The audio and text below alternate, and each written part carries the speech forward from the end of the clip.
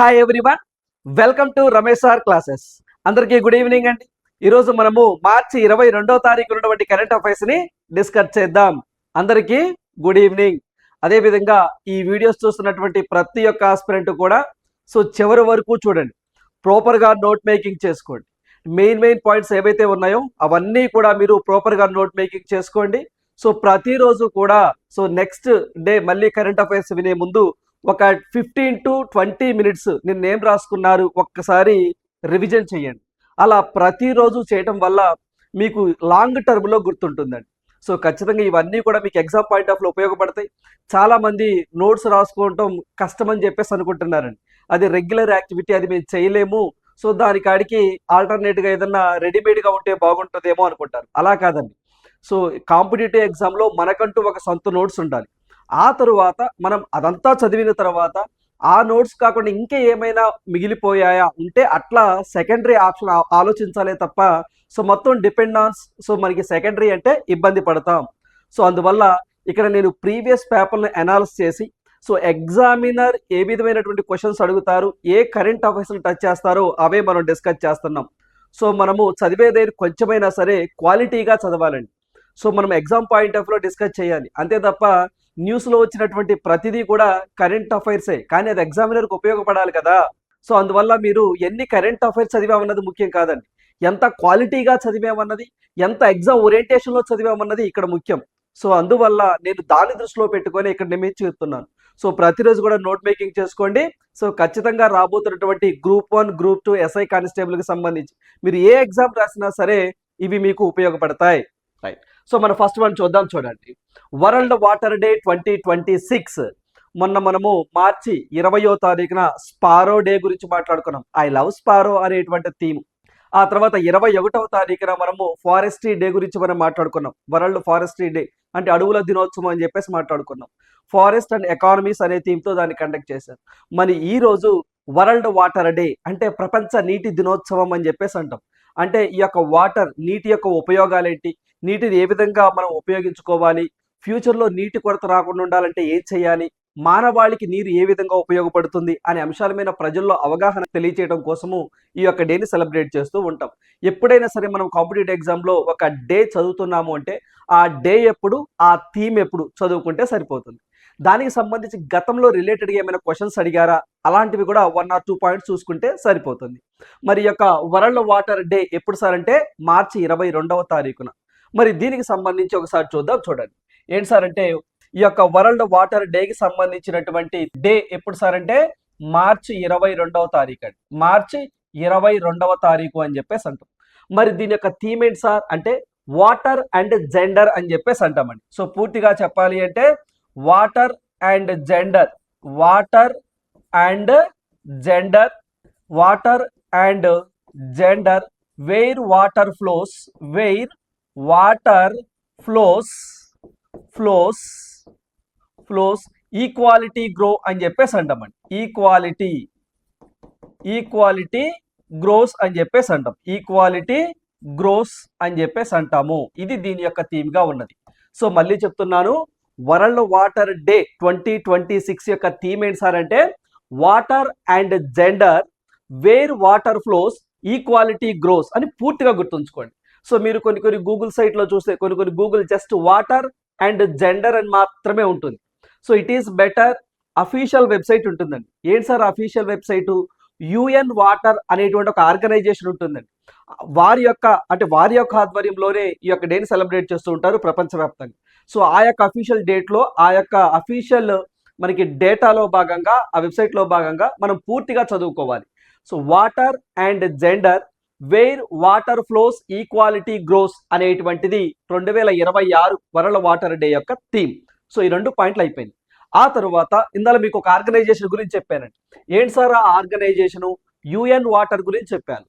First ఒక concept ఏంటి sir అంటే యుఎన్ వాటర్ గురించి చెప్పానండి. ఏంటి సార్ యుఎన్ వాటర్ అనే ఆర్గనైజేషన్ కూడా ఉందా? ఎస్, ఉందండి. యుఎన్ఓకి మనకి ఇంటర్ ఏజెన్సీ అని చెప్పేసి అంటాం. అంటే అంతర్గతంగా పనిచేస్తూ ఉంటుంది యుఎన్ఓ కింద. దీన్ని యునైటెడ్ నేషన్స్ వాటర్ అని చెప్పేసి అంటాం ఫుల్ ఫామ్. దీన్ని ఏమంటాం ఫుల్ ఫామ్ సార్ అంటే యునైటెడ్ నేషన్స్ అని చెప్పేసి అంటామండి. యునైటెడ్ నేషన్స్ వాటర్ అని చెప్పేసి అంటాం. మరి యొక్క water it is a inter agency అని చెప్పేసి గుర్తుంచుకోండి. It is a inter agency అని చెప్పేసి అంటామండి. ఇంటర్ ఏజెన్సీ అని చెప్పేసి అంటాం. తెలుగులో మనము సో మనకి అంతర్ ఏజెన్సీ అని చెప్పేసి అంటాం. ఎవరికి అంతర్ ఏజెన్సీ అంటే మనకి యుఎన్ఓకి అంతర్ ఏజెన్సీ అంటే ఈ యొక్క వాటర్ కి సంబంధించినటువంటి విషయాల మీద యుఎన్ఓకి సలహాలు సూచనలు ఇస్తూ ఉండేటువంటి ఒక ఇంటర్ ఏజెన్సీ అని చెప్పేసి అంటాం. మరి దీన్ని ఎప్పుడు సార్ ఏర్పాటు చేశారు? 2003వ సంవత్సరంలో ఏర్పాటు చేయడం జరిగింది. దీని యొక్క హెడ్ క్వార్టర్ ఎక్కడ సార్? స్విట్జర్లాండ్ జెనీవా ఉంటుందండి. సో దీని యొక్క హెడ్ క్వార్టర్ ఎక్కడ సార్ అంటే స్విట్జర్లాండ్ అని చెప్పేసి అంటామండి. సో మనకి స్విట్జర్లాండ్ జెనీవా అని చెప్పేసి అంటాము. సో దీని యొక్క హెడ్ క్వార్టర్. మరి ప్రస్తుతం దీని యొక్క హెడ్ గా ఎవరు ఉన్నారు సార్ అంటే సో దీని యొక్క హెడ్ గా స్పెయిన్ దేశానికి సంబంధించినటువంటి వ్యక్తి అల్వారో లారియో అని చెప్పేసి అంటామండి. ALVARO అల్వారో లారియో అని చెప్పేసి ఈయన స్పెయిన్ దేశానికి సంబంధించినటువంటి వ్యక్తి, వీరు హెడ్ గా ఉండడం జరిగింది. సో ఇది మనము ఎగ్జామ్ పాయింట్ ఆఫ్ వ్యూలో ఖచ్చితంగా గతంలో యుఎన్ వాటర్ హెడ్ క్వార్టర్స్ ఎక్కడ అని అడిగిన సందర్భాలు ఉన్నాయి. మరి దీన్ని ఎప్పుడు ఏర్పాటు చేశారని కూడా అడిగారు. సో 2003లో ఏర్పాటు చేయడం జరిగింది. సో ఇదొక కాన్సెప్ట్. మరొక కాన్సెప్ట్ ఏంటి సార్ అంటే మీ అందరికీ తెలిసిందే. సో మనకి సస్టైనబుల్ డెవలప్మెంట్ గోల్స్ అని చెప్పేసి అంటాం. దాన్నే మనం తెలుగులో సుస్థిరాభివృద్ధి లక్ష్యాలు అని చెప్పేసి అంటాం. UNDP United Nation development programme వారు 2015వ సంవత్సరంలో మొత్తం 17 సుస్థిరాభివృద్ధి లక్ష్యాలు సాధిస్తేనే ప్రపంచమంతా అభివృద్ధి చెందిద్ది అని చెప్పేసి ఒక టార్గెట్ పెట్టారు. వాటిని 2030 కల్లా అచీవ్ అవ్వాలి అనే ఉద్దేశంతో వాటిని లక్ష్యంగా పెట్టుకోవడం జరిగింది. మరి ఆ సస్టైనబుల్ డెవలప్మెంట్ గోల్స్ లో వాటర్ అండ్ శానిటేషన్ అనేది ఎన్నవ గోల్ గా ఉంది అని మనం ఎగ్జామ్ లో అడగొచ్చండి. మరి దానికి చూసినట్లయితే సెకండ్ కాన్సెప్ట్ వచ్చేసరికి సో యునైటెడ్ నేషన్స్ UNDP అని చెప్పేసి అంటాం. యునైటెడ్ నేషన్స్ డెవలప్మెంట్ ప్రోగ్రామ్ కి సంబంధించి సస్టైనబుల్ డెవలప్మెంట్ గోల్స్ అని చెప్పేసి అంటాం. ఇవి మొత్తం ఎన్ని ఉన్నాయి సార్ అంటే 17 ఉన్నాయి. వీటిని 2015లో తీసుకురావడం జరిగింది. 2030 కల్లా వీటిని అచీవ్ అవ్వాలి అన్ని దేశాలు అని చెప్పేసి టార్గెట్ పెట్టుకోవడం జరిగింది. మరి వాటిలో ఇప్పుడు మనం వాటర్ గురించి మాట్లాడుతున్నాం కాబట్టి వాటర్ అనేది ఎన్నో గోల్ గా ఉంది సార్ అంటే 6వ గోల్ గా ఉండడం జరిగింది. ఈ యొక్క సస్టైనబుల్ డెవలప్మెంట్ గోల్స్ లో వాటర్ అనేది 6వ సస్టైనబుల్ డెవలప్మెంట్ గోల్స్ గా ఉండడం జరిగింది. మరి దీంట్లో క్లీన్ వాటర్ అండ్ శానిటేషన్ అని చెప్పేసి అంటామండి. వాటర్ అండ్ శానిటేషన్ అని చెప్పేసి అంటాం. అంటే ఏదైతే ప్రతి ఒక్క దేశంలో కూడా సో మంచి త్రాగునీరు అండ్ ఆహ్లాదకరమైనటువంటి వాతావరణం, మంచి పరిశుభ్రమైనటువంటి వాతావరణం ఉండాలి అని చెప్పేసి మనకి సస్టైనబుల్ డెవలప్మెంట్ గోల్ 6 అనేది చెప్తుంది. అంటే వాటర్ రిలేటెడ్ కాబట్టి మనం ఈ పాయింట్ కూడా ఇక్కడ కవర్ చేయడం జరిగింది. అదే విధంగా వాటిని ఎప్పటికల్లా అచీవ్ అవ్వాలి అంటే 2030 కల్లా అచీవ్ అవ్వాలి. మరి వాటర్ అనేది ఏ లిస్ట్ స్టార్ అని చెప్పేసి అంటే స్టేట్ లిస్టా సెంట్రల్ లిస్టా అని చెప్పేసి ఎగ్జామ్ లో అడుగుతారండి. సో మనకి వాటర్ అనేది స్టేట్ లిస్టే, కానీ కొన్ని సందర్భాలలో పార్లమెంట్ కూడా దాని మీద చట్టాలు చేసేటువంటి అధికారం కూడా ఉంటుంది అనే పాయింట్ కూడా ఇక్కడ మీరు గుర్తుంచుకోవాలి. సో ఇదొక కాన్సెప్ట్. మరొక కాన్సెప్ట్ ఏంటి సార్ అంటే చూడండి, థర్డ్ కాన్సెప్ట్ అండి. మన జలావరణం ఏదైతే మన భూభాగం పైన మొత్తము జలావరణం శాతం ఎంత సార్ అంటే దాదాపుగా 70% ఉండడం జరిగిందండి. అంటే 70.7% ఉండడం జరిగింది. ఓవరాల్ గా మనకి మన ఏదైతే భూమి మీద ఉన్నటువంటి మొత్తము వాటర్ కంటెంట్ అంటే జలావరణము అని చెప్పేసి అంటాం. మరి వీటిల్లో మనం చూసినట్లయితే సాల్ట్ వాటర్ కంటెంట్ అని చెప్పేసి అంటామండి. సాల్ట్ వాటర్ అని చెప్పేసి అంటాం. అంటే ఇది త్రాగటానికి పనికిరాదండి. ఇది మనకి ఓషన్స్ ఓకేనండి ఇలాంటి వాటిల్లో ఉంటుంది. అంటే ఇక్కడ మనకు చూసినట్లయితే ఓషన్స్ అని, అదే విధంగా సీస్ అంటే నదులని, సో ఇలాంటివి ఉంటాయి. మరి యొక్క సాల్ట్ వాటర్ ఎంత కంటెంట్ ఉంది సార్ అంటే 97.25% అనేది కంటెంట్ ఉంటుంది. మరి క్లీన్ వాటర్ అంటే మనము త్రాగడానికి పనికొచ్చేటువంటి వాటర్ ఎంత ఉంది సార్ మన భూమి మీద అని అడిగితే సో దీన్నే మనం ఏమంటాము ఫ్రెష్ వాటర్ అని చెప్పేసి కూడా అంటామండి. ఫ్రెష్ వాటర్ అని చెప్పేసి అంటాం. అంటే మనకి త్రాగునీటి అవసరాల కోసం ఉపయోగించుకునేవి అని చెప్పేసి అంటాం. సో వీటిని త్రాగునీటి అవసరాల కోసం ఉపయోగించుకోలేమండి. ఎందుకంటే సాల్టీ వాటర్ కాబట్టి, ఉప్పు నీరు కాబట్టి మనం ఉపయోగించుకోలేం. మరి ఇది ఎంత ఉంది సార్ అంటే ప్రస్తుతానికి అప్రాక్సిమేట్ గా 2.75% అనేది ఉండడం జరిగింది. మరి వీటిల్లో కూడా ఈ 2.75%లో కూడా అత్యధికంగా మనకి ఇక్కడ ఏదైతే మనకి మంచు హిమాలయ పర్వతాలు ఉంటాయి చూసారండి, మంచు హిమాలయ పర్వతాలు హిమనీ నదులు అని చెప్పేసి అంటామండి. ఏ నదులు అండి? హిమనీ నదులు అని చెప్పేసి అంటాము.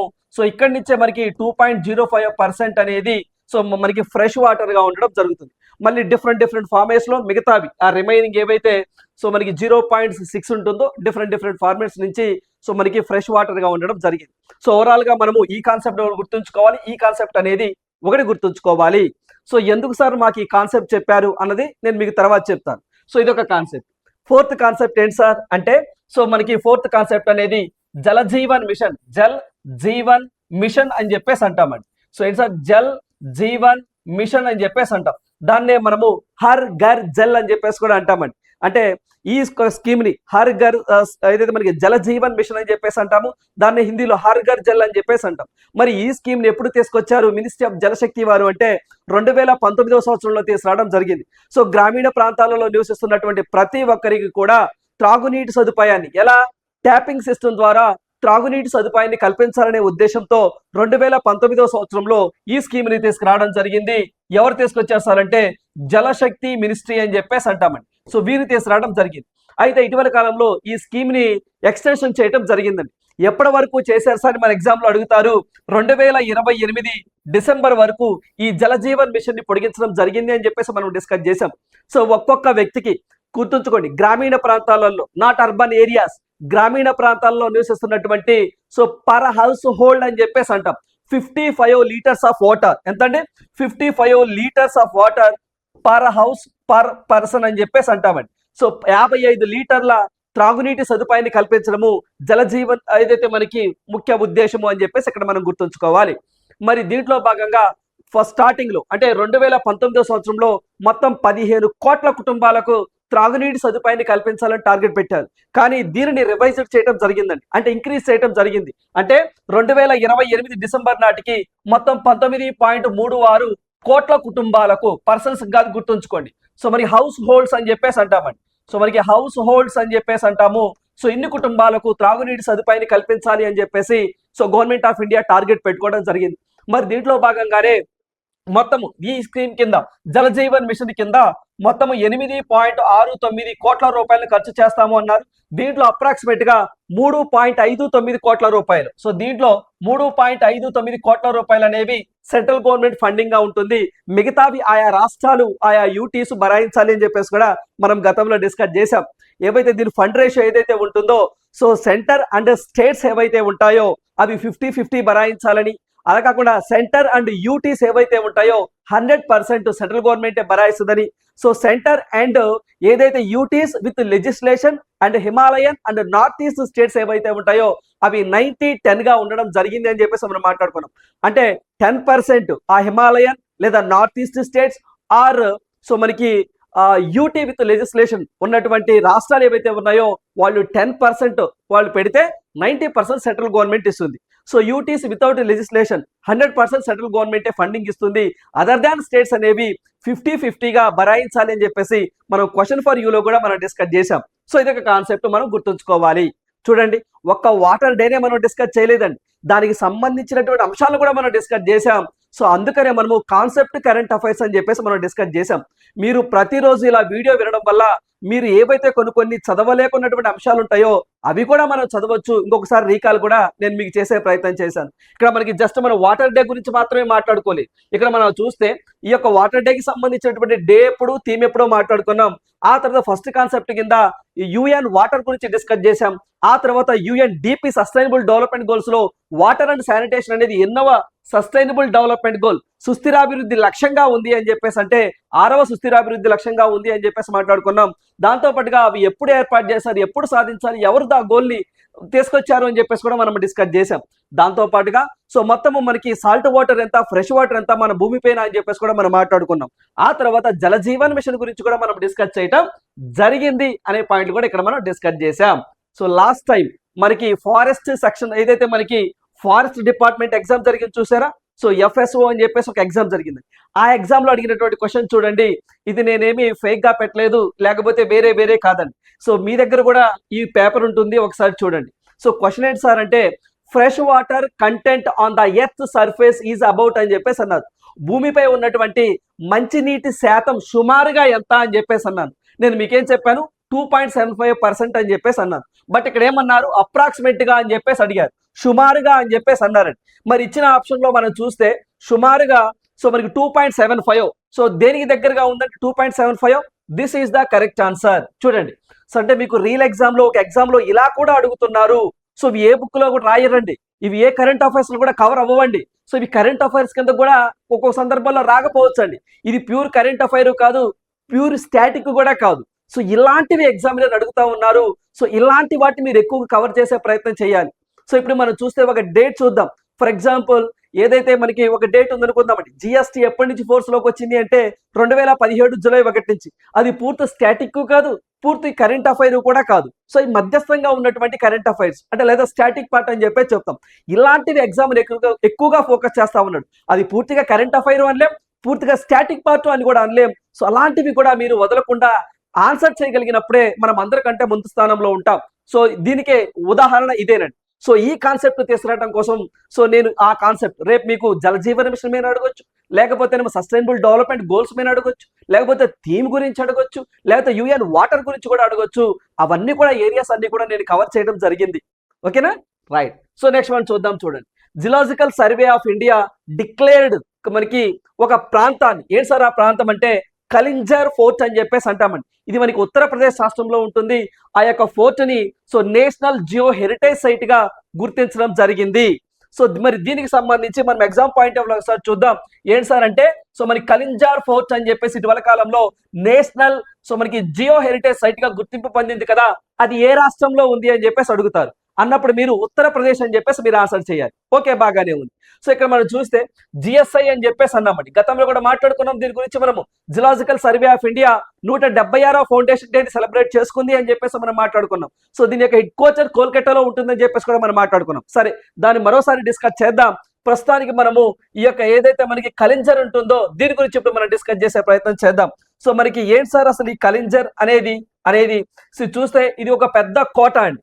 సో ఇది మనకి కెన్ రివర్ పక్కన ఉంటుంది. సో గుర్తుంచుకోండి, ఏ రివర్ పక్కన అని చెప్పేసి అంటారు, కెన్ రివర్ అని చెప్పేసి అంటాము. ఆ రివర్ పక్కన, ఆ నది ఒడ్డున ఉంటుంది. సో మనకి వింధ్యా రేంజ్ అని చెప్పేసి అంటామండి. ఏంటండి, సో మనకి వింధ్యా మౌంటైన్ రేంజ్ అని చెప్పేసి అంటాము. మౌంటైన్ రేంజ్ అని చెప్పేసి అంటాము. ఆ ప్రాంతంలో ఉంటుంది. రేపు మీకు ఎగ్జామ్ లో ఏ మౌంటైన్ రేంజ్ లో ఇది ఉంటుంది అని చెప్పేసి అడుగుతారు. వింధ్యా మౌంటైన్ రేంజ్ అని చెప్పేసి ఇక్కడ మీరు గుర్తుంచుకోవాలి. అదే విధంగా మరి దీనిని ఎవరు బిల్డ్ చేశారు అంటే సో మనకి చందేలా వంశానికి సంబంధించినటువంటి ఏంటంటే సో మనకి చందేలా సో డెనాస్టీ అని చెప్పేసి అంటామండి. ఆ రాజవంశానికి సంబంధించిన పాలకుడు పరమాదిత్య అని చెప్పేసి అంటామండి. ఏంటంటే ఆయన పేరు పరమాదిత్య దేవ అని చెప్పేసి అంటామండి. పరమాదిత్య దేవ అని చెప్పేసి అంటాము. వారు ఈ కోటను బిల్డ్ చేయటం జరిగింది. సో మరి ఇక్కడే మనకి నీలకంఠేశ్వర అనేటి ఒక టెంపుల్ కూడా ఉంటుందండి. అది బాగా ఫేమస్. లేదా నీలకంఠ మహాదేవ అని చెప్పేసి కూడా అంటాము. ఏంటండి, సో మనకి నీలకంఠ మహాదేవ అని చెప్పేసి అంటాం. నీలకంఠ మహాదేవ అనేటువంటి ఒక శివుడి యొక్క టెంపుల్ కూడా ఇక్కడ ఉంటుంది. గుర్తుంచుకోండి, నీలకంఠేశ్వర అంటే శివుడే, ఓకేనండి. మహాదేవ అన్న శివుడే. సో నీలకంఠ మహాదేవ అనేటువంటి టెంపుల్ కూడా ఈ యొక్క కలింజర్ సో మనకి ఆ ఫోర్ట్ లో ఉంటుంది అనే పాయింట్ ఇక్కడ మనం గుర్తుంచుకోవాలి. సో ఇక్కడ మనం చూసినట్లయితే మరి దీనిని రీసెంట్ గా గుర్తించారు. సో ఇక్కడ చూస్తే ఇక్కడ మనకి చూడండి ఒకసారి, ఎపార్చియన్ అన్కన్ఫర్మిటీ అని చెప్పేసి అంటున్నారండి. అంటే ఇక్కడ ఏంటి సార్ అంటే huge gap in the earth's history.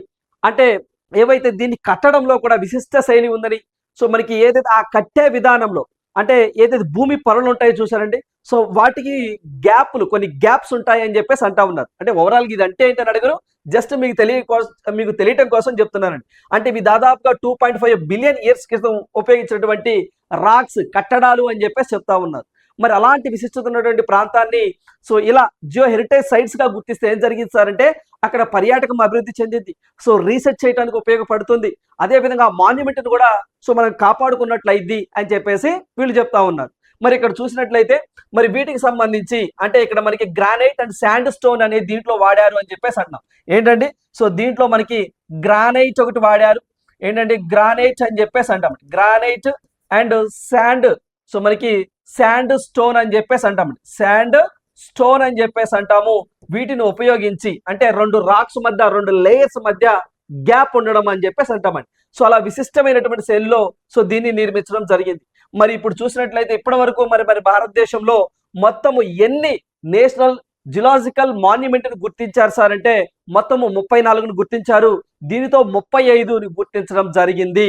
Unofficial గా కొన్ని ఉన్నాయండి, అంటే టెంటేటివ్ లిస్ట్ లో ఉన్నాయి, అవి మనం కన్సిడర్ చేయకూడదు. సో ఇప్పటి వరకు కూడా గతంలో మనకి ఎన్ని ఉన్నాయి సార్ అంటే 34 ఉండేవడం. సో ఇప్పుడు వచ్చేసరికి ఒకటి ఆడడం వల్ల 35 సైట్స్ మనకి ఏదైతే నేషనల్ జిలాజికల్ మాన్యుమెంట్స్ గా గుర్తించడం జరిగింది. సో మనకి ఈ యొక్క జిలాజికల్ సర్వే ఆఫ్ ఇండియా వారు. సో ఆ 35ది ఏంటి సార్ అని అడిగినప్పుడు మీరు మనకి కలింజార్ ఫోర్ట్ అని చెప్పేసి మీరు గుర్తుంచుకోవాలి. So which is located in Uttar Pradesh అని చెప్పేసి అంటామండి. ఉత్తరప్రదేశ్. సో మనకి బాండా, BANDA, బాండా డిస్ట్రిక్ట్ అని చెప్పేసి అంటామండి. ఏ డిస్ట్రిక్ట్? ఉత్తరప్రదేశ్ బాండా డిస్ట్రిక్ట్ అని చెప్పేసి అంటాము. ఆ డిస్ట్రిక్ట్ లో ఈ ఫోర్ట్ అనేది సో ఉంటుంది. ఆ పాయింట్ మీరు గుర్తుంచుకోవాలి. సో పనిలో పనిగా సో ఇక్కడ మీరు చూసినట్లయితే మనకి జిలాజికల్ సర్వే ఆఫ్ ఇండియా. సో మనం ఏమంటాం సార్ అంటే దీన్నే మనము మనకి GSI అని చెప్పేసి అంటాం. మరి దీన్ని 176th ఫౌండేషన్ డే ని రీసెంట్ గా సెలబ్రేట్ చేసుకుందని, సో దీన్ని 1851లో ఏర్పాటు చేశారని చెప్పేసి కూడా మనం మాట్లాడుకున్నాం. సో దీనికి హెడ్ క్వార్టర్ ఎక్కడ సార్ అంటే కోల్కతా అని చెప్పేసి మాట్లాడుకున్నాం. సో మనకి అసిత్ సాహ్ అని చెప్పేసి దీనికి హెడ్ గా ఉండడం జరిగింది. సో మనకి అసిత్ సాహా అని చెప్పేసి అంటామండి. సాహా అని చెప్పేసి అంటాం. సో దీనికి హెడ్ గా ఉండడం జరిగిందని చెప్పేసి కూడా మనం గతంలో డిస్కస్ చేశాం. చాలా ఎగ్జామ్ లో కూడా దీనికి హెడ్ క్వార్టర్స్ ఎక్కడ అని అడిగారు. కోల్కతా అని చెప్పేసి గుర్తుంచుకోండి. రైట్. సో నెక్స్ట్ మనం చూడండి. సో మరి అయితే ఇక్కడ చూస్తే సార్ మరి మొత్తం 35లో తెలంగాణ నుంచి ఏమున్నాయి సార్ అంటే తెలంగాణ నుంచి ఏమి లేవండి, అఫీషియల్ గా ఏమి లేవు. ఓకేనా. మరి ఆంధ్రప్రదేశ్ నుంచి ఎన్ని ఉన్నాయి సార్ అంటే 4 ప్రాంతాలను వీళ్ళు గుర్తించారు. అంటే ఎందుకు సార్ అలా గుర్తిస్తారు అంటే చెప్పాం కదా, అక్కడ మెయిన్ గా ఎక్కువ టూరిజాన్ని ప్రమోట్ చేయడం కోసం, రీసెర్చ్ చేయడం కోసము, ఆ ప్రాంతాన్ని వారసత్వంగా కాపాడుకోవడం కోసము సో దాన్ని అలా గుర్తిస్తూ ఉంటారు. అంటే అది సెన్సిటివ్ ప్రాంతం అని చెప్పేసి, ఎక్కువ సెన్సిటివ్ జోన్ అని చెప్పేసి వాళ్ళు గుర్తిస్తూ ఉంటారు. మరి ఆంధ్రప్రదేశ్ నుంచి మొత్తం 4 ప్రాంతాలను గుర్తించారు. అవి ఒకసారి మనం చూసినట్లయితే ఇక్కడ మనకి కడప డిస్టిక్ లో ఉన్నటువంటి ఎక్కడండి, సో మనకి కడప డిస్టిక్ లో ఉన్నటువంటి సో మనకి వోల్కన్జినిక్ మనకి మంగంపేట అని చెప్పేసి అంటామండి. ఏ పేట అంటే సో మనకి మగ్గంపేట అని చెప్పేసి అంటామండి. అది మనకి అక్కడ ఎక్కువ కూడా ముగ్గురాయి అనేది బాగా ఫేమస్ అని చెప్పేసి అంటాం. ఓకేనా. నెక్స్ట్ వచ్చేసరికి చిత్తూరు డిస్ట్రిక్ట్ అండి. సో చిత్తూరు సంబంధించినటువంటి సో మనకి అన్కన్ఫర్మిటీ అని చెప్పేసి మనకి ఎపార్చియన్, సో మనకి ఎపార్చియన్ అన్కన్ఫర్మిటీ అని చెప్పేసి అంటాము. సో చిత్తూరుకి సంబంధించింది ఒకటి. అదే విధంగా న్యాచురల్ జిలాజికల్ ఆర్ట్స్ అని చెప్పేసి తిరుమల హిల్స్ అని చెప్పేసి అంటామండి. తిరుమల హిల్స్ ఇది ఒకటి. తర్వాత వచ్చేసరికి ఎర్రమట్టి దిబ్బలు అని చెప్పేసి అంటామండి. ఇటీవల కాలంలో లాస్ట్ ఇయర్ కూడా మనం మాట్లాడుకున్నాం. సో ఎర్రగా ఉంటాయి, అవి అంతరించిపోయేటువంటి ప్రమాదంలో ఉన్నాయని చెప్పేసి కూడా మనం మాట్లాడుకున్నాం. సో మనకి ఎర్రమట్టి దిబ్బలు అని చెప్పేసి అంటాము. ఓకేనండి. సో విశాఖపట్నము, ఓకేనండి. సో మనకి భీమునిపట్నం దగ్గర ఉంటాయి, విశాఖపట్నం భీమునిపట్నం మధ్యలో. సో ఎర్రమట్టి దిబ్బలు, తిరుమల హిల్స్, తర్వాత వచ్చేసరికి ఇదైతే మనకి ఎపార్చియన్ సో అన్కన్ఫర్మిటీ సో చిత్తూరు, అదే విధంగా ఇక్కడ మనకి మగ్గంపేట అని చెప్పేసి అంటామండి. అదేంటి సార్ అంటే కడప అని చెప్పేసి అంటాం. సో ఈ 4 ప్రాంతాలు అనేటివి ఆంధ్రప్రదేశ్ నుంచి గుర్తించబడింది అఫీషియల్ గా. ఓకేనా. రైట్. సో నెక్స్ట్ మనం చూడండి 92 రోజుల్లో 7 అగ్ని పర్వతాలను మనకి 7 అగ్ని పర్వతాలను అధిరోహణ చేశారట వీరు. మరి ఖచ్చితంగా ఇది రీజనల్ అంశాల్లో అడగడానికి పాసిబిలిటీ ఉంది. అది కాక గిన్నీస్ రికార్డు కూడా వీరు సొంతం చేసుకున్నారండి. బిట్ ఎక్స్పెక్ట్ చేయొచ్చు. సో చూసినట్లయితే విశాఖకు చెందినటువంటి అంటే ఆంధ్రప్రదేశ్ విశాఖపట్నంకి చెందినటువంటి భూపతిరాజు అన్మీష్ వర్మ అని చెప్పేసి అంటామండి. ఏంటి సార్ మీ పేరు అంటే సో మనకి భూపతిరాజు అన్మీష్ వర్మ అనేటువంటి వ్యక్తి ప్రపంచంలోని 7 అగ్ని పర్వత శిఖరాలను అత్యంత వేగంగా సో మనకి అధిరోహించినటువంటి పురుషుడిగా గిన్నీస్ రికార్డు సాధించాడు. గతంలో 200 రోజుల ప్రపంచ రికార్డు ఉండగా దాన్ని అన్మీష్ కేవలం 92 రోజుల 4 గంటల్లోనే చేరుకొని రికార్డు సృష్టించారు. అంటే ఈ 200 రోజులు అఫీషియల్ గా కూడా కాదండి, అంటే గిన్నీస్ రికార్డు కాదు, జస్ట్ అన్అఫీషియల్ అన్నట్టు. ఓకేనా. సో ఇప్పుడు అఫీషియల్ గా వీటిని గుర్తించారు గిన్నీస్ రికార్డులో వీరు ప్లేసెస్ సంపాదించడం జరిగింది. చూడండి 92 రోజుల్లో 7 అగ్ని పర్వతాలను వీరు క్లైమ్ చేశారు, అంటే అధిరోహించడం జరిగింది, అంటే ఎక్కారు అని చెప్పేసి అంటాం. ఓకేనా. ఆయన పేరు గుర్తుంచుకోండి సరిపోతుంది. రేపు ఎగ్జామ్లో ఒకవేళ మనకు క్వశ్చన్ అడిగితే ఇటీవల కాలంలో 92 రోజుల్లో అంటే 92 రోజులు 4 గంటల్లోనే ప్రపంచంలో ఉన్నటువంటి 7 అగ్ని పర్వతాలను అధిరోహించినటువంటి వ్యక్తి ఎవరు అని చెప్పేసి అడుగుతారండి. అన్నప్పుడు సో వీరి పేరు గుర్తుంచుకుంటే సరిపోతుంది. ఫస్ట్ పాయింట్ అది కరెంట్ అఫైర్కి సంబంధించింది. మరొక పాయింట్ చెప్తా చూడండి. ఏంటి సార్ అంటే మరి ఆయన అధిరోహించినటువంటి సో ఆ పర్వతాలు ఏంటివి అని ఎగ్జామ్లో అడగరండి. కాకపోతే మనము జాగ్రఫీ పాయింట్ ఆఫ్ వ్యూలో ఒక్కొక్కసారి ఆ పర్వతం ఏ దేశంలో ఉంది అని ఎగ్జామ్లో అడుగుతారు. ఇప్పుడు కిలిమంజారో అనేటువంటి పర్వతం ఏ దేశంలో ఉంది అని చాలా ఎగ్జామ్లో అడిగారండి. టంజానియా అనే దేశంలో ఉన్నది. సో అలా ఎగ్జామ్లో అడగడానికి పాసిబిలిటీ ఉంది. సో దీన్ని కరెంట్ అఫైర్స్ కోణంలో కాకుండా జాగ్రఫీ పాయింట్ ఆఫ్ వ్యూలో చూద్దాం. చూడండి. సో ఇక్కడ చూస్తే మొత్తం 7 అని చెప్పేసి అన్నారు కదా. సో మౌంట్ ఎల్బర్గ్ అని చెప్పేసి అంటా ఉన్నారు. ఈ యొక్క మౌంట్ ఎల్బర్గ్ సో అనేది ఏ దేశంలో ఉంది అని చెప్పేసి అంటారండి. అన్నప్పుడు మీరు రష్యా అని చెప్పేసి ఆన్సర్ చేయాలి. సో ఇక్కడ మౌంట్ ఎల్బర్గ్స్ అనేది రష్యా దేశంలో ఉంది. సో అక్కడ దాన్ని అధిరోహించడం జరిగింది. తర్వాత ఓజాస్ డిల్ సలాడో అని చెప్పేసి అంటామండి. అంటే ఇది మనకి సౌత్ అమెరికాలో ఎక్కడ అర్జెంటీనా దేశము అని చెప్పేసి అంటామండి. ఏంటి సార్ అంటే అర్జెంటీనా దేశము, అర్జెంటీనా అని చెప్పేసి అంటాం. Next mount Kilimanjaro Africa continent, but ఏ దేశము అంటే టాంజానియా అని చెప్పేసి అంటాం. ఏంటి సార్ అంటే మనకి టాంజానియా అనేటువంటి దేశం. Okay right. తర్వాత మౌంట్ సిడ్లీ అని చెప్పేసి అంటాం. ఇదేంటి సార్ అంటే సిడ్లీ అంటే మనకి అంటార్కిటికా అని చెప్పేసి అంటామండి. ఏంటండి అంటార్కిటికా అని చెప్పేసి అంటాం. అది ఒక ఓకేనండి కాంటినెంట్, అలా గుర్తుంచుకోవడమే. నెక్స్ట్ మౌంట్ మనకి గులివోయ్ అని చెప్పేసి అంటామండి.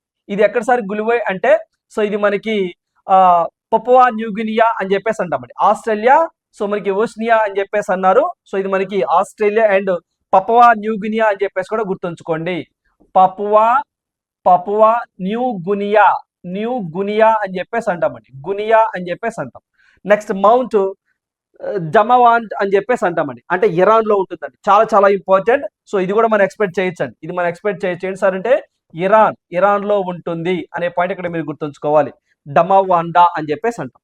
నెక్స్ట్ మౌంట్ ఎర్బస్ అని చెప్పేసి అంటామండి. ఓకేనండి. సో మౌంట్ ఎర్బస్ అని చెప్పేసి అంటాము.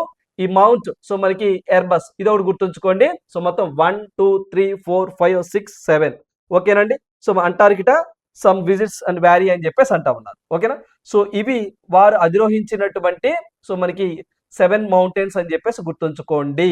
ఇక్కడ ఏవైతే ఉన్నాయో ఇక్కడ మనకి 1 2 3 4 5 6 7 వచ్చేసరికి ఇక్కడ మనకి మౌంట్ మనకి పికో డి ఒరింజా అని చెప్పేసి అంటామండి. ఇక్కడ మనకి ఏం సార్ అంటే పికో డి మనకి ఒరింజాబ్ అని చెప్పేసి అంటామండి. ఒరింజాబ్ అని చెప్పేసి అంటాము.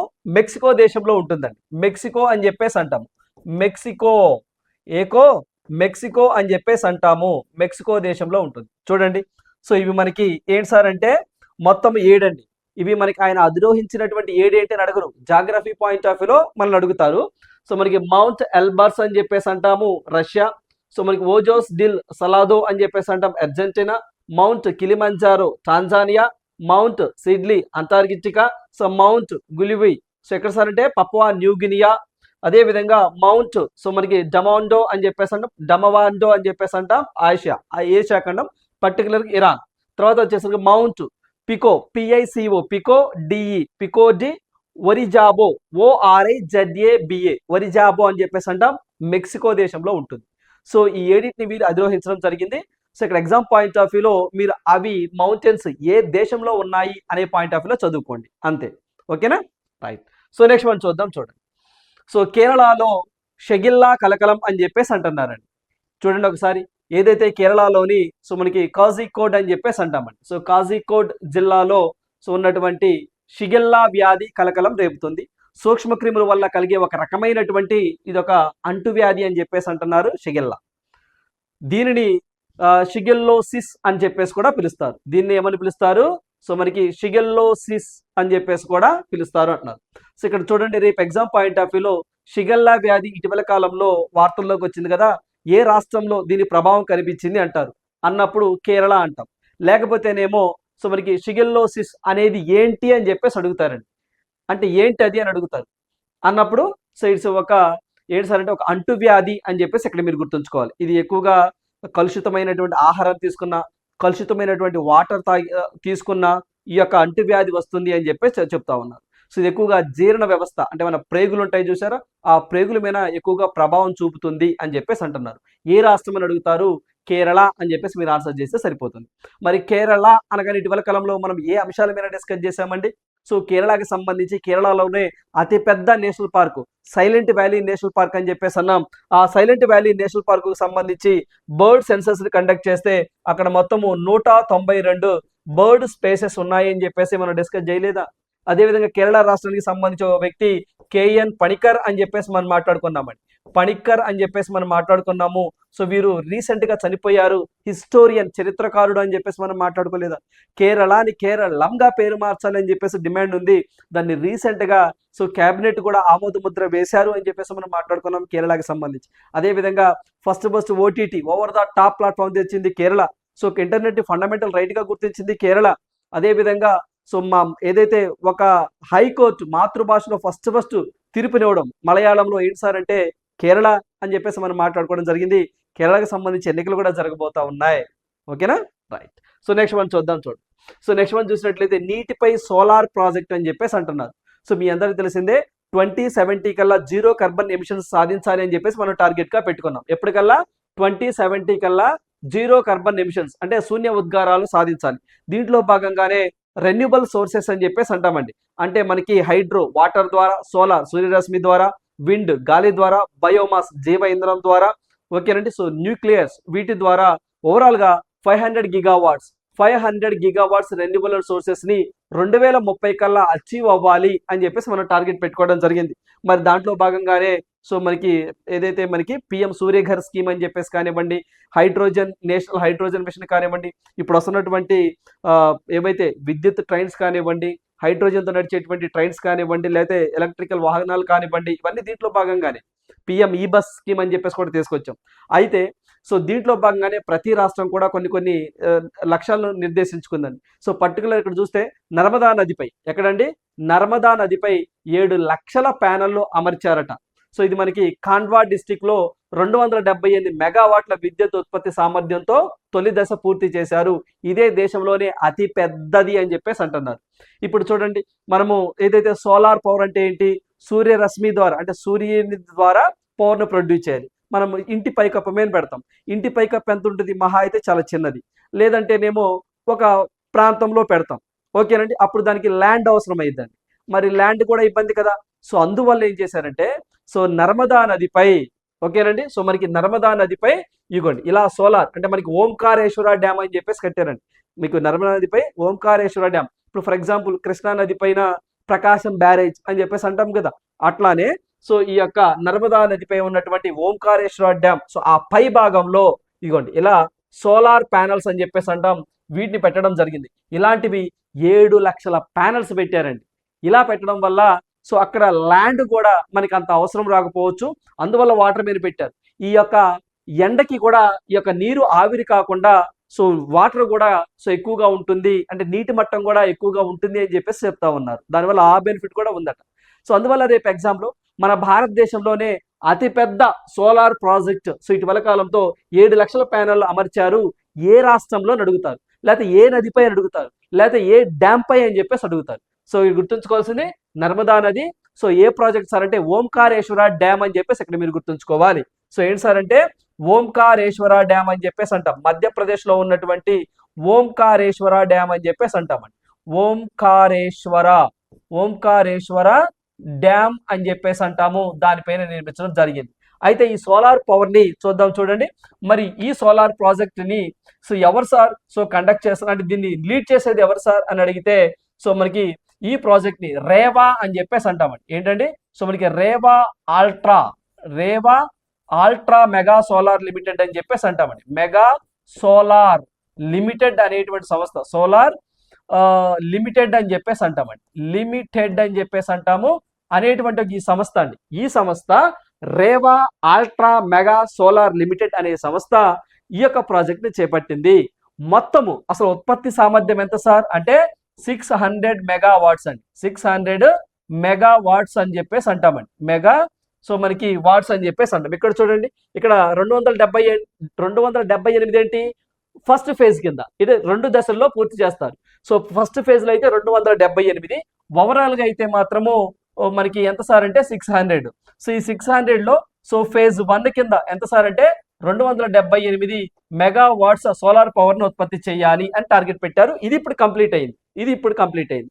రేపు మీకు ఎగ్జామ్లో మన భారతదేశంలో ఏ రాష్ట్రంలో లేదా ఏ నదిపై మొత్తం 600 మెగావాట్స్ సోలార్ సో మనకి ప్యానెల్ ఏర్పాటు చేశారు, 7 లక్షల ప్యానెల్ను.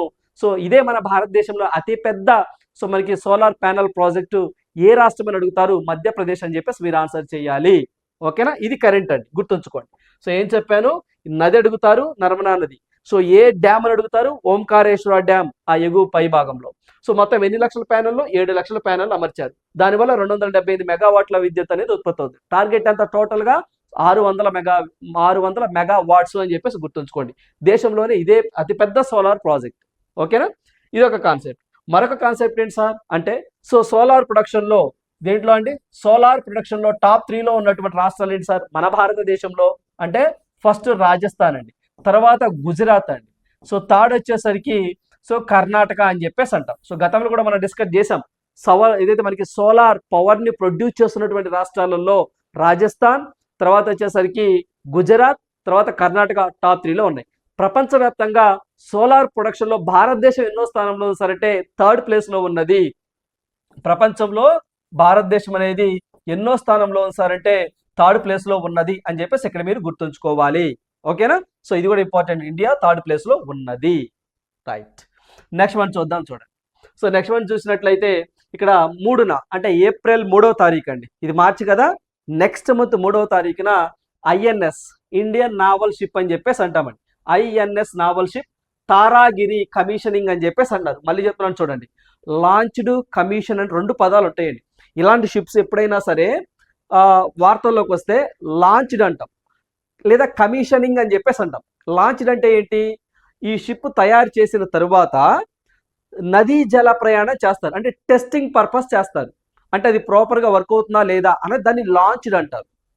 కమిషనింగ్ అంటే ఏంటి, అది సీ ట్రయల్స్ మొత్తం కంప్లీట్ చేస్తుంది, ఓకే సక్సెస్ఫుల్గా మొత్తం సముద్ర జలాలన్నీ తిరిగి వస్తుంది, సక్సెస్ఫుల్గా వర్క్ చేస్తుంది.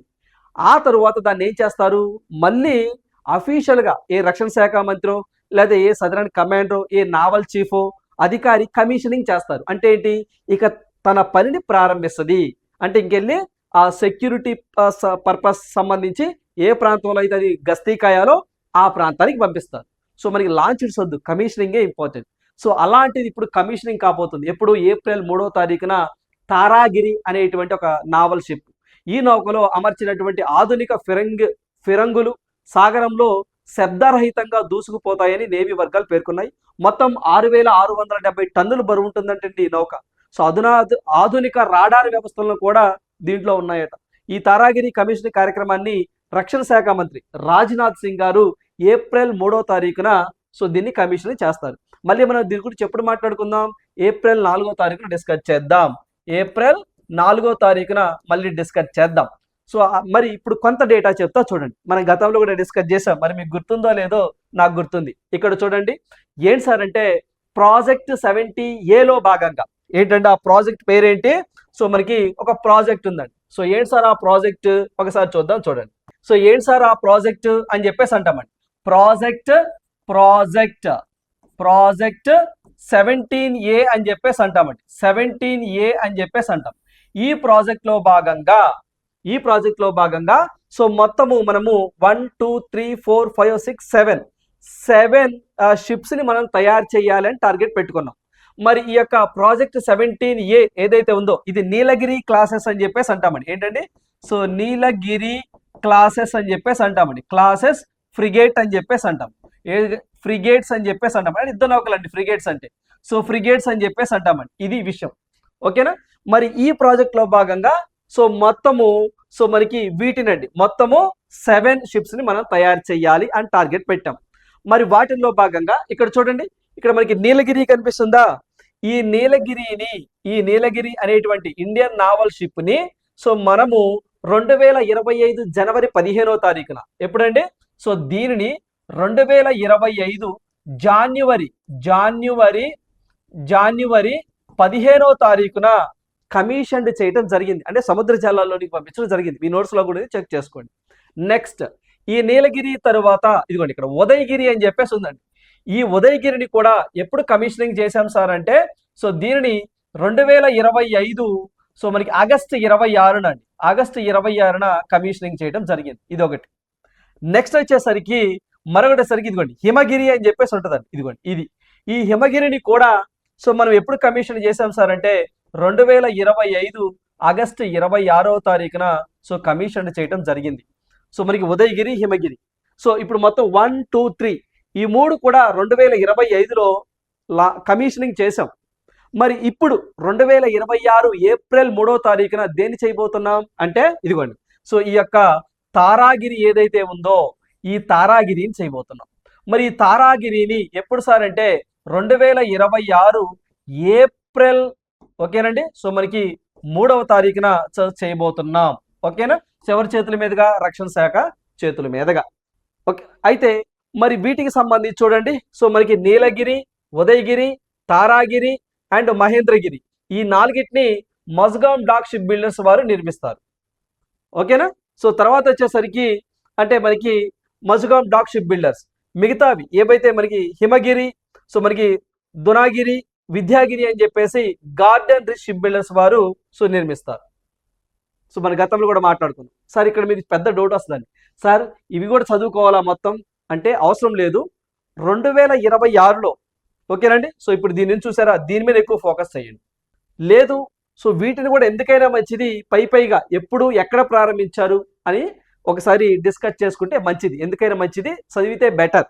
సరే, నేను వీటన్నిటిని కూడా ఎక్కడెక్కడ ఎవరెవరు ప్రారంభించారు అవన్నీ కూడా నేను ఏప్రిల్ 4వ తారీఖున అది కూడా ప్రారంభించిన తర్వాత కంపేర్ చేసి చెప్తాను, ఇంకా మీకు క్లారిటీగా ఉంటుంది. ఓకేనా, సో ప్రస్తుతానికైతే ఇదైపోయింది అంటే మొత్తము 3 అయిపోయినాయి, 4వది రాబోతుందని గుర్తుంచుకోండి. మళ్ళీ వీటన్నిటి కూడా మీకు రీకాల్ చేసే ప్రయత్నం చేస్తాను. ఏ శ్రేణికి సంబంధించింది? నీలగిరి క్లాస్ ఫ్రిగేట్స్ అని చెప్పేసి అంటాము. ఇదొకటి మీరు గుర్తుంచుకోవాలి.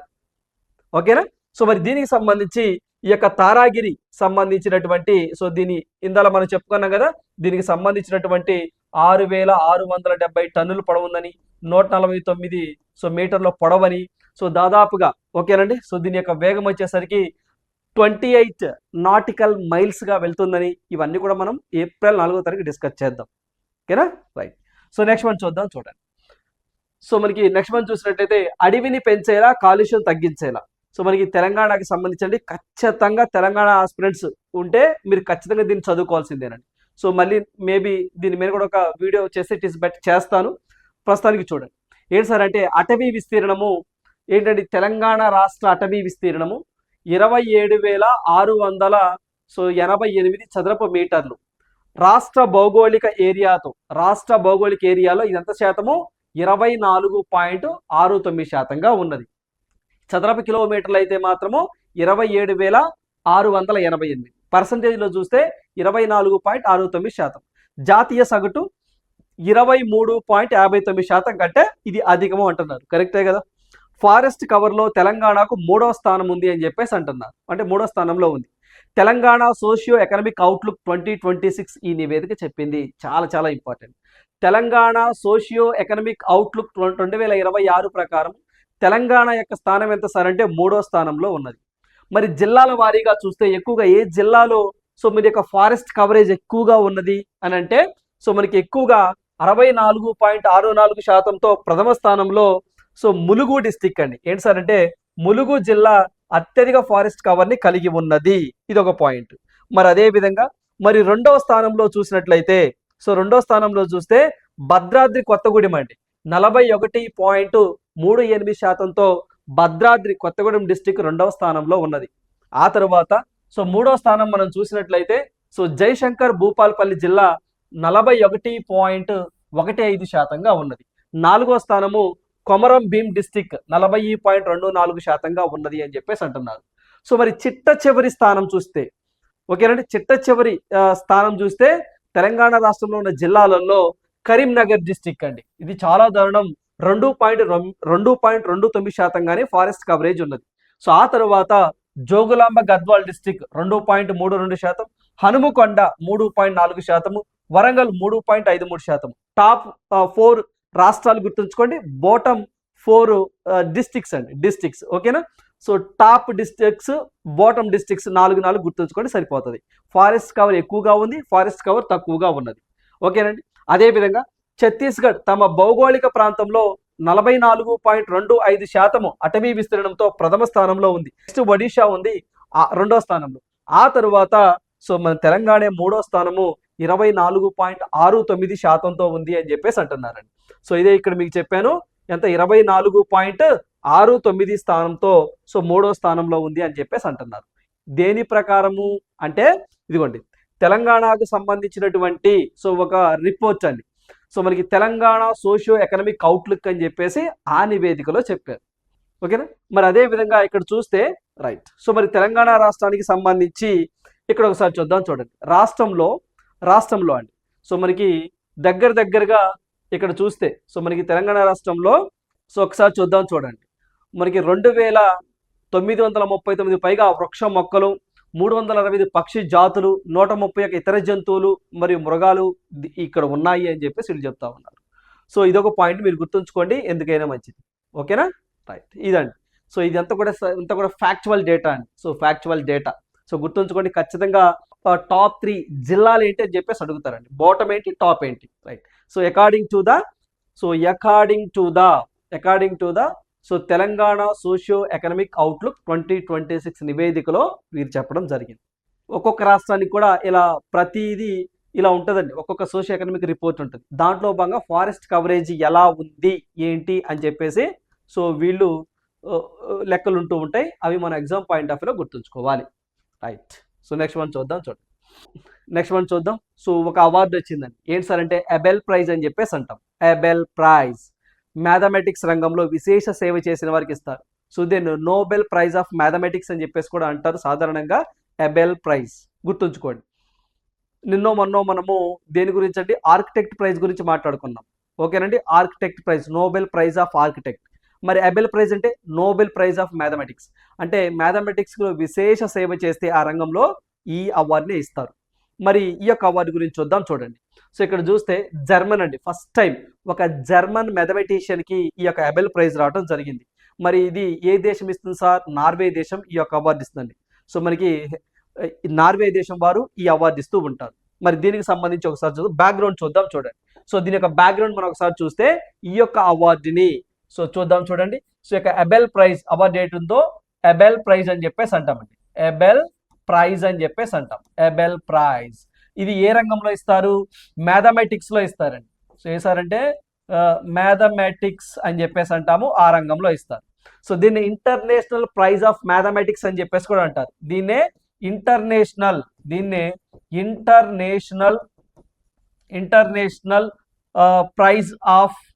ప్రైజ్ ఆఫ్ మ్యాథమెటిక్స్ అని చెప్పేసి అంటామండి. మ్యాథమెటిక్స్ అని చెప్పేసి కూడా అంటాం.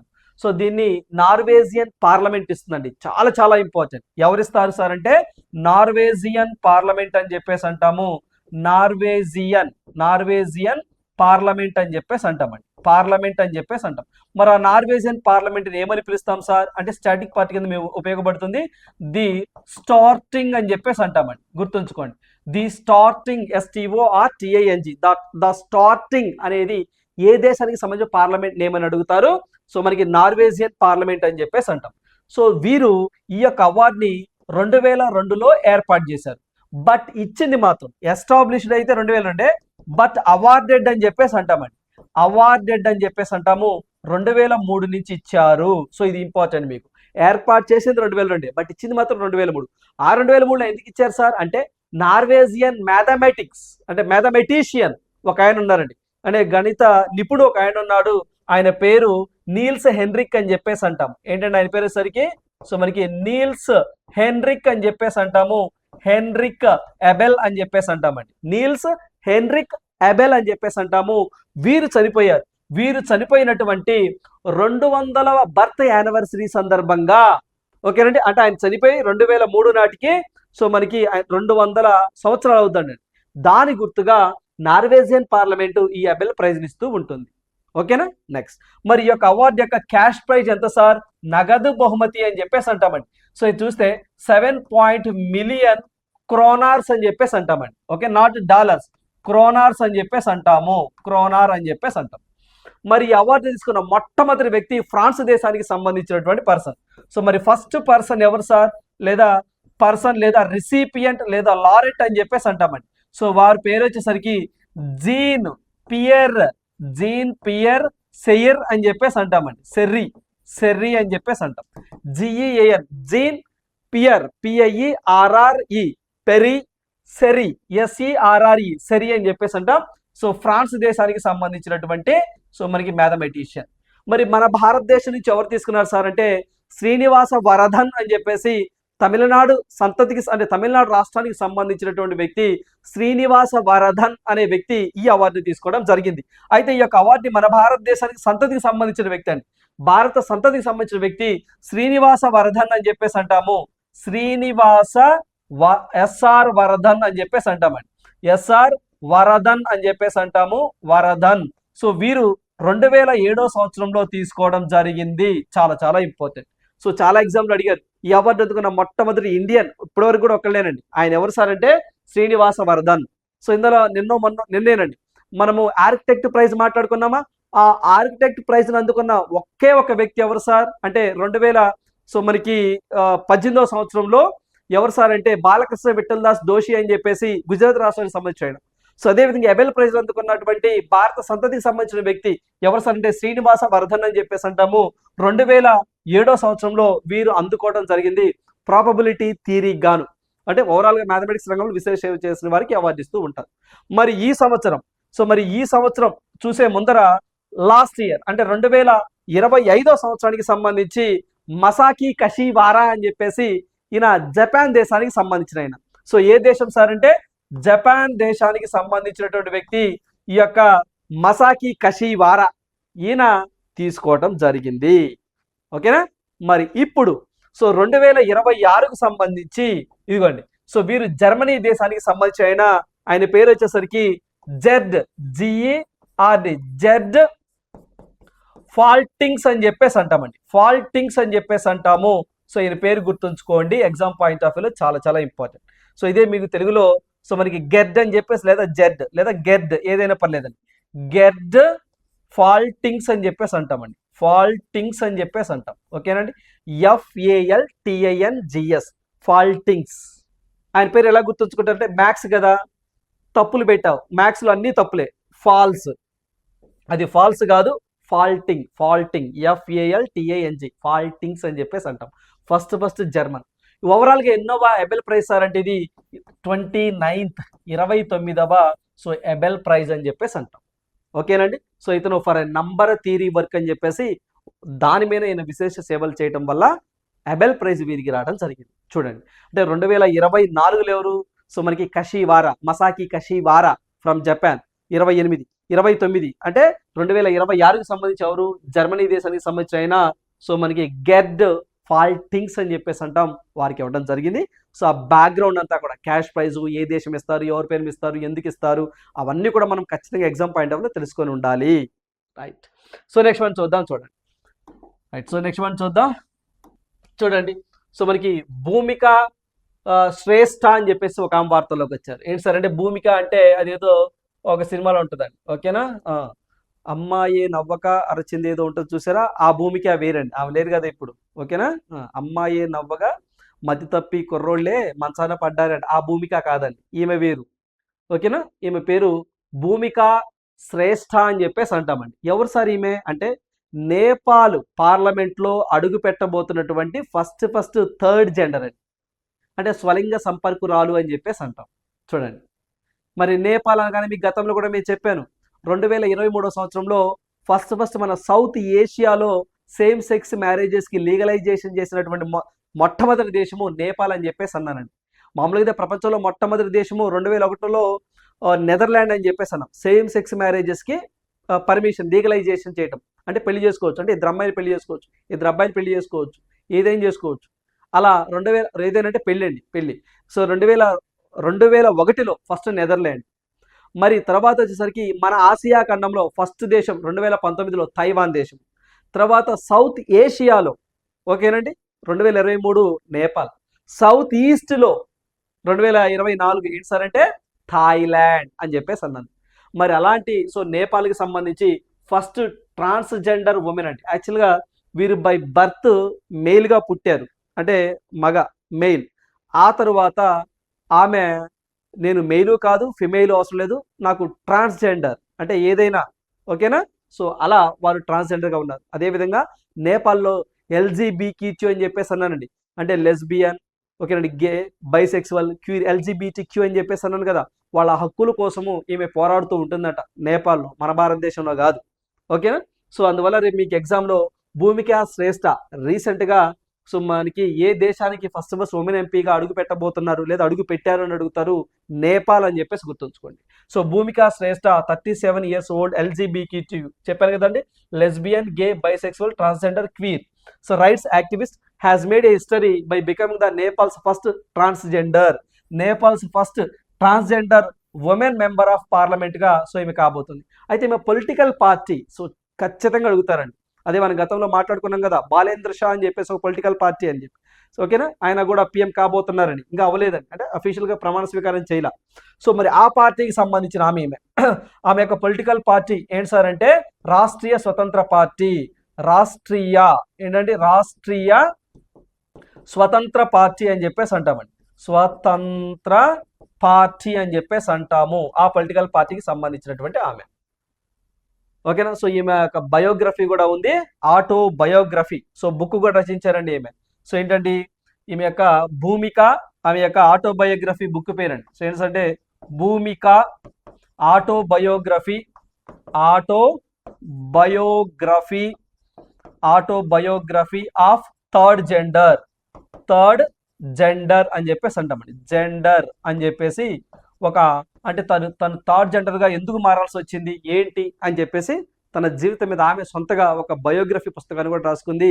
అదే మనకి Bhumika autobiography of the third gender అనేది ఆమె ఆటోబయోగ్రఫీ బుక్. ఆమె బుక్ పేరు, ఆమె పొలిటికల్ పార్టీ పేరు, ఆమె పేరు గుర్తుంచుకోండి సరిపోతుంది ఓకేనా. సో అదేవిధంగా వీరు ఇక్కడ మనకి ప్రత్యక్షంగా పరోక్షంగా ఎన్నికలు జరిగింది కదా అక్కడ. సో వీరు ఏ గ్రూప్ నుంచి సెలెక్ట్ అయ్యారని అడుగుతారండి ఒక్కొక్కసారి. ఒకవేళ అడిగితే సో వీరు వచ్చేసరికి సో మనకి ఈమె వచ్చేసరికి జనజాతి అని చెప్పేసి అంటామండి, జనజాతి గ్రూప్ అని చెప్పేసి అంటాం, చెప్పాం కదా. సో పరోక్షంగా కూడా ఎన్నికలు జరుగుతాయని చెప్పేసి అన్నాం కదా, జనజాతి గ్రూప్ అనే గ్రూప్ నుంచి ఈమెని సో మనకి ఎన్నిక అవటం జరిగింది అనే పాయింట్ గుర్తుంచుకోవాలి. ఒకవేళ పార్టీ అంటే అందరు చదువుతారండి, పార్టీ ఏంటి అని అందరు చదువుతారు, బట్ ఏ గ్రూప్ నుంచి, జనజాతి గ్రూప్ కొన్ని గ్రూపులుగా చేసి పరోక్షంగా దాదాపుగా 110 స్థానాలకి ఎన్నికలు పెట్టారని మనం గతంలో డిస్కస్ చేసామండి, గుర్తుందో లేదో మీకు ఓకేనా. 160 స్థానాలకేమో డైరెక్ట్గా ఎన్నికలు, డైరెక్ట్గా ప్రజలు ఎన్నుకుంటారు. సో ఇండైరెక్ట్గా 110 స్థానాలకు అని చెప్పేసి మీకు గతంలో చెప్పాను. సో ఆ యొక్క జనజాతి గ్రూప్ నుంచి సెలెక్ట్ అయ్యారు. ఏ పార్టీ తరపు నుంచి అంటే రాష్ట్రీయ స్వతంత్ర పార్టీ అని చెప్పేసి గుర్తుంచుకోండి. రైట్, నెక్స్ట్ మనం చూద్దాం. చూడండి ఒకసారి, మనకి Indian army conducts exercise Amogh Jwala అని చెప్పేసి అంటున్నారు. ఏంటంటే ఏ జ్వాల, సో మనకి అమోఘ జ్వాల అని చెప్పేసి దీన్ని కండక్ట్ చేశారట. ఎక్కడ at Babina field firing range అని చెప్పేసి అంటాం. ఈ Babina field firing range so ఎక్కడ సార్ అంటే దట్ ఈస్ ఉత్తరప్రదేశ్ అని చెప్పేసి ఇక్కడ మనం గుర్తుంచుకోవాలి. సో మరి దీంతో పాటు ఇక్కడ మనకి ఏ ఫీల్డ్ ఫైరింగ్ రేంజ్ అంటే ఉత్తరప్రదేశ్ అండి, ఇది మనకి ఉత్తరప్రదేశ్లో ఉంటుంది. సో ఇది ఆర్మీ వార్ అండి, ఇండియన్ ఆర్మీ వార్ కండక్ట్ చేయడం జరిగింది. పర్టికులర్గా సదరన్ కమాండ్ అని చెప్పేసి అంటామండి, సదరన్ కమాండ్ అని చెప్పేసి అంటామండి. సో ఆ సదరన్ కమాండ్ హెడ్ వచ్చేసరికి ధీరజ్ సేత్ అని చెప్పేసి అంటాము. వారి యొక్క ఆధ్వర్యంలో ఈ యొక్క అమోఘ్ జ్వాల అనేటువంటి ఒక ఎక్సర్సైజ్ అనేది జరిగింది. ఏంటి సార్ అమోఘ్ జ్వాల అంటే, ఇక్కడ మీరు చూసిన అన్ని కూడా డ్రోన్స్ ఏనండి, అంటే డ్రోన్స్, యాంటీ డ్రోన్స్ ఓకేనండి. ఇవన్నీ కూడా ఫ్యూచర్లో అంతా కూడా డ్రోన్తో వార్లే ఉంటాయి. అంటే ఫ్యూచర్లో ఈ డ్రోన్స్ బేస్డ్ వార్లే ఎక్కువగా ఉంటాయండి. అంటే మనుషులు వెళ్ళలేనటువంటి ప్రాంతాలకు కూడా ఈ డ్రోన్స్ వెళ్తే, ఇరుకైన ప్రాంతాలకు కూడా వెళ్ళి అక్కడ నిఘు పెట్టి అక్కడి నుంచి ఒక మిజైల్ని పంపేయటం అలాంటివి చేస్తూ ఉంటాయి. అలా రేపు మనకి ఫ్యూచర్లో ఏదైనా అవసరమైద్దేమో అని చెప్పేసి మాక్ డ్రిల్ లాగా కండక్ట్ చేశారు సదరన్ కమాండర్, అంటే ఆర్మీకి సంబంధించి సదరన్ కమాండ్. సో అందువల్ల దాన్ని పెట్టిన పేరేంటి ఎక్సర్సైజ్గా అని అడుగుతారు. ఇది మన ఇండిజినస్, మన భారతదేశంలో జరిగేటువంటిది, అంటే వివిధ దేశాలు పార్టిసిపేట్ చేయవు ఓకే. దాని పేరు అమోఘ్ జ్వాల అని చెప్పేసి గుర్తుంచుకోండి సరిపోతుంది ఓకేనా. రైట్, సో ఎక్కడ ఏంటి అని చెప్పేసి అడుగుతారు, గుర్తుంచుకోండి. అదేవిధంగా ఇది మార్చి 6వ తారీఖు కాడి నుంచి 18వ తారీఖు వరకు జరిగింది. మల్టీ డొమైన్ మెకనైజ్డ్ వార్ఫేర్ అని చెప్పేసి అంటాం. మెకనైజ్డ్ అంటే ఏంటి, సో అంతా కూడా మెషిన్తో, హ్యూమన్ ఇంటర్ఫీరెన్స్ ఎక్కడ లేకుండా, అంటే జస్ట్ ఆపరేట్ చేస్తాడు ఆయన అంతే, అంతా కూడా డ్రోన్స్తోనే వాటిని ఒకసారి టెస్ట్ చేయటం, దానికి పెట్టిన పేరు సో మనకి అమోఘ్ జ్వాల అని చెప్పేసి అంటాం. రైట్. సో నెక్స్ట్ వన్ చూద్దాం చూడండి. So government launches relief scheme 2026 అని చెప్పేసి ఒక స్కీమ్ని ప్రారంభించడం జరిగింది. సో టెంపరీగా అదేంటో చూద్దాం చూడండి. ఇక్కడ మనకి రిలీఫ్ అని చెప్పేసి అన్నారు. రిలీఫ్ అంటే ఫుల్ ఫామ్ ఏంటి సార్ అంటే resilience and logistics intervention for export. So మనకి ఫెసిలిటేషన్ అని చెప్పేసి అంటామండి. ఇది ప్రమోషన్ కాదు, ఫెసిలిటేషన్ అని చెప్పేసి అంటాం. ఫెసిలిటేషన్ అని చెప్పేసి అంటామండి. ఫెసిలిటేషన్ అని చెప్పేసి అంటాం. ఒక స్కీమ్ని ప్రారంభించారు. ఎందుకు సార్ ప్రారంభించారు అంటే ఇప్పుడు మనకి హార్మజ్ జలసంధిని చూసారా, దాన్ని ఇరాన్ వాళ్ళు క్లోజ్ చేశారండి. సో మరి ఈ యొక్క షిప్స్కి సంబంధించి రాకపోకలన్నీ కూడా నిలిచిపోయినాయి. మరి ఏదో అతి కష్టం మీద కొన్ని షిప్స్ని ఏదో రిక్వెస్ట్ మీద పంపిస్తూ ఉన్నారు. కొన్ని షిప్స్ కూడా పేల్చేస్తూ ఉన్నారు. సేమ్ మనకి ఏదైతే మన బైక్కి లేదా మన కార్కి ఒక ఇన్సూరెన్స్ ఎలా ఉంటుంది అట్లానే సో ఈ ట్రాన్స్పోర్టేషన్ చేసేటువంటి ఎక్స్పోర్ట్ చేసేటప్పుడు కొన్ని కంటైనర్స్ షిప్స్ వెళ్తాయి కదా, వాటికి కూడా ఇన్సూరెన్స్ ఉంటుందండి. ఇప్పుడు పర్టికులర్గా ఈ ప్రాంతంలో ఈ హర్మజ్ ప్రాంతం ఏదైతే ఉందో గల్ఫ్ కంట్రీస్కి రాకపోకలు సాగించేటువంటి షిప్స్ ఏవైతే ఉంటాయో వాటికి ఏమైనా డ్యామేజ్ జరిగితే ఈ స్కీమ్ కింద మేము నష్టపరిహారం ఇస్తాము అని చెప్పేసి కేంద్ర ప్రభుత్వం అనౌన్స్మెంట్ చేయడం జరిగింది. దీనివల్ల ఏం జరిగిందంటే ఎక్స్పోర్ట్స్ ఇంకా పెరుగుతాయండి, తగ్గవు. ఇప్పుడు ఎందుకంటే ఆ షిప్ను అంటే ఎక్స్పోర్ట్ జరగలేదనుకోండి, ఇప్పుడు ఆ షిప్స్కి ఇన్సూరెన్స్ లేదనుకోండి, ఆ కంపెనీస్ ఏం చేస్తాయి, మేము తీసుకెళ్ళాం సరుకుని అని చెప్పేసి అంటాయి. ఓకేనా. సో ఆ ఉద్దేశంతో ఈ యొక్క స్కీమ్ని ప్రారంభించడం జరిగింది. చూడండి. So AIIMS to support Indian exporters అంటే మన భారతదేశానికి సంబంధించిన ఎక్స్పోర్ట్స్ని సో మనకి వీళ్ళు సపోర్ట్ చేయడం కోసము affected by the West Asia conflict అని చెప్పేసి అంటున్నారండి. So near the strait of Hormuz అని చెప్పేసి అంటున్నారు. So the scheme will be protect exports from the rising the frigates costs, insurance risk అండి. ఇదిగోండి, insurance risk and supply chain delays అని చెప్పేసి అంటున్నారు. అంటే అక్కడ ఇన్సూరెన్స్ సదుపాయాన్ని కల్పించడం, అదేవిధంగా ఆ యొక్క చైన్ సిస్టమ్ తెక్కకుండా అంటే అది ఏమైనా ఆ గూడ్స్కి ఏమైనా కూడా డ్యామేజ్ జరిగితే వాటికి కూడా ఇన్సూరెన్స్ సదుపాయాన్ని కల్పిస్తూ ఉంటారు. అయితే ఎవరు కల్పిస్తారు అన్నది ఇంపార్టెంట్. అసలు ఎంత అమౌంట్ దీనికి కేటాయించారు సార్ అంటే 497 కోట్లు అండి. అమౌంట్ గుర్తుంచుకోండి, 497 కోట్లతో ఈ స్కీమ్ని ప్రారంభించడం జరిగింది మినిస్ట్రీ ఆఫ్ కామర్స్ వారు. అయితే సో దీన్ని అఫీషియల్గా ఎవరు సార్ దీన్ని ఇంప్లిమెంట్ చేస్తారు అంటే ఎక్స్పోర్ట్ క్రెడిట్ గ్యారంటీ కార్పొరేషన్ అని చెప్పేసి అంటామండి. So export credit guarantee corporation అని చెప్పేసి అంటామండి. కార్పొరేషన్ అని చెప్పేసి అంటాం. కార్పొరేషన్ ఆఫ్ ఇండియా లిమిటెడ్ అని చెప్పేసి అంటామండి. అంటే దీన్ని మన షార్ట్ ఫామ్ లో ECGCI అని చెప్పేసి అంటాం. అంటే export credit guarantee corporation of India limited అని చెప్పి పూర్తిగా అంటాం. ఇది మనకి మినిస్ట్రీ ఆఫ్ కామర్స్ కింద పనిచేస్తూ ఉంటుందండి. సో మినిస్ట్రీ ఆఫ్ కామర్స్ అని చెప్పేసి అంటామండి. Ministry of commerce and industry అని చెప్పేసి అంటాము. సో వారి కింద పనిచేస్తూ ఉంటుంది. సో వీరు ఆ ఇన్సూరెన్స్కి సంబంధించిన వ్యవహారాలని చూసుకుంటూ ఉంటారు, రిస్క్ కాకుండా. ఓకేనా. సో అదే విధంగా ఇక్కడ మనకి కొన్ని పాయింట్లు చూద్దాం చూడండి, ఎందుకైనా మంచిది గ్రూప్ 1 పాయింట్ ఆఫ్ వ్యూలో. సో పర్టికులర్గా ఈ రిస్క్ కవరేజ్ అనేది ఎక్కువగా మిడిల్ ఈస్ట్ కంట్రీస్ అని చెప్పేసి అంటామండి. మిడిల్ ఈస్ట్ కంట్రీస్కి వెళ్ళేటువంటి షిప్స్, ఫర్ ఎగ్జాంపుల్ UAE, ఓకేనండి, సౌదీ అరేబియా, ఖతారు, ఇలాంటి దేశాలు గల్ఫ్ కంట్రీస్ అంటామా, ఆ దేశాలకి ఇంపోర్ట్స్ ఎక్స్పోర్ట్స్ వెళ్ళే షిప్స్ ఉంటాయే వాటికి మాత్రమే, మిగతా వాటికి కాదు. మ్యాక్సిమం సో మరి ఎంత రిస్క్ కవరేజ్ ఉంటుంది సార్ అంటే మ్యాక్సిమం 50 లక్షల సో మనకి కవరేజ్ అంటే మనకి మ్యాక్సిమం 50 lakhs ఇస్తాము అని చెప్పేసి అంటున్నారండి. అయితే కొన్ని కండిషన్లు కూడా ఉన్నాయి. ఓకేనా. సో అయితే ఇక్కడ పాయింట్ ఏంటంటే సో ఇక్కడ మనకి ఫిబ్రవరి 14 నుంచి మార్చి 15 వరకు సో ఉన్నటువంటి షిప్స్కి అయితే మాత్రము ఒక కొంత ఇన్సూరెన్స్ అంటే దాంట్లో అప్ టు 100 వరకు ఇస్తారు. మిగతా ఎప్పుడైతే మార్చి 16 నుంచి జూన్ 15 వరకు అండి, ఈ సంవత్సరమే జూన్ 15 అంటే ఇది మార్చి కదా, ఏప్రిల్ మే జూన్ ఇంకా ఉంది కదా. సో అప్పటి వరకు ఏవైతే షిప్స్ ఏమైనా ఇన్సూరెన్స్ డ్యామేజ్ అయితే సో ఇక్కడ మాత్రము సో 95% ఇస్తారంటండి. సో 95%. సో ఇవి మాత్రం గతంలో జరిగిన వాటికి మాత్రం అప్ టు 100% ఇస్తాము ఇన్సూరెన్స్ కవరేజీ అని చెప్పేసి అంటా ఉన్నారు. ఓకేనా. సో ఇది ఒక పాయింట్ గుర్తుంచుకోండి. మ్యాక్సిమం అడిగితే ఏ కంట్రీస్ అని లేదా దాని ఫుల్ ఫామ్ ఏంటని మెయిన్గా ఎందుకు అని అడుగుతారండి. ఎందుకు అంటే సో మనకి ఈ ఎక్స్పోర్ట్ని ప్రోత్సహించడం కోసము ఇదిగోండి పర్టికులర్గా ఈ యొక్క వెస్ట్ ఏషియన్ కాన్ఫ్లిక్ట్లో భాగంగా సో మనకి ఈ యొక్క insurance risk and supply chain delay అవ్వకుండా ఈ యొక్క సదుపాయాన్ని కల్పిస్తారు. దాని ఫుల్ ఫామ్ ఏంటో అడుగుతారు, రిలీఫ్ అని చెప్పేసి గుర్తుంచుకోండి. మినిస్ట్రీ ఆఫ్ కామర్స్, మినిస్ట్రీ అడిగితే ఒకవేళ నోడల్ ఏజెన్సీగా ఎవరుంటారు అంటే మనకి export credit guarantee corporation of India limited అని చెప్పేసి అంటాం. Right, next one. Next one చూద్దాం చూడండి. సో నెక్స్ట్ వన్ చూసినట్లయితే చెక్ లిస్ట్. ఏ లిస్ట్ అండి? Check list. చూడండి. చేపల వేట నిషేధం 61 రోజులు. సో ఇది మనకి ఏప్రిల్ 15 నుంచి జూన్ 14 వరకు ఉంటుందండి. ఇది ఒకటి మీరు గుర్తుంచుకోవాలండి. డేస్ అని కూడా అడుగుతారు.